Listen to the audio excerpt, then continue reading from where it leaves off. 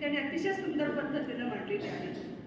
ओम या शब्दातच संपूर्ण विश्वाची सगळी शक्ती सामावलेली आहे असे सांगितलेलं आहे.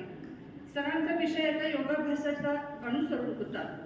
त्या संदर्भानं मी आणखी 2 गोष्टी या संदर्भात नमूद करते की ज्ञानेश्वरीचा 6वा अध्याय ज्याच्यामध्ये कुंडलिनी शक्तीचा एक चांगला अभ्यास मांडलेला आहे. योगाभ्यासानं कुंडलिनी शक्ती शरीरातील जागृत करता येते, ज्याच्यामध्ये आपल्या शरीरात 6 चक्र असतात. या 6 चक्रांचं भेदन करणारी एक नाडी ही आपला जो काही मणका आहे आणि आपला जो गुदाचा भाग आहे याच्यामध्ये कशी विशिष्ट पोकळी असते, ज्याच्यामध्ये ही 3.5 पेटोळे घालून बसणारी नाडी आहे. आणि या नाडीचा प्रवास आपल्या नाभीतून, हृदयस्थ चक्रातून, कंठस्थ चक्रातून, आज्ञा चक्रातून पूर्ण मस्तकापर्यंतच्या चक्रापर्यंत तिचा प्रवास असतो.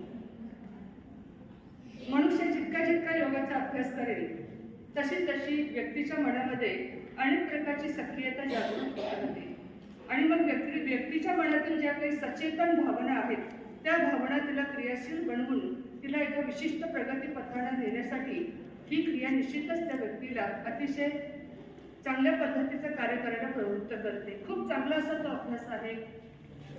सरांनी हा विषय अतिशय पुरवून सांगितलेला आहे. अतिशय सुंदर हा विषय इथं मांडलेला आहे. शारीरिक, मानसिक आणि या स्तरावरती व्यक्ती जर संपन्न असेल तर त्या व्यक्तीचं व्यक्तिमत्व अधिकाधिक खुलतं. अतिशय योग्य आहे सर. कारण का काही व्यक्ती आता आपल्या समोर बसलेल्या आहेत पण त्या मनाने इथं नाही. असानी कसानी कडेला आणि स्वतःच्याच घरी दूरचा पाहुणा. कधी कधी घरातच आपली अवस्था अशी होऊन जाते. घरातच आपली अशी चिडचिड असते की मी एवढं सगळं चांगलं करतो पण माझं तुम्ही काय ऐकत नाही. मांडण्याचं कौशल्य असतं.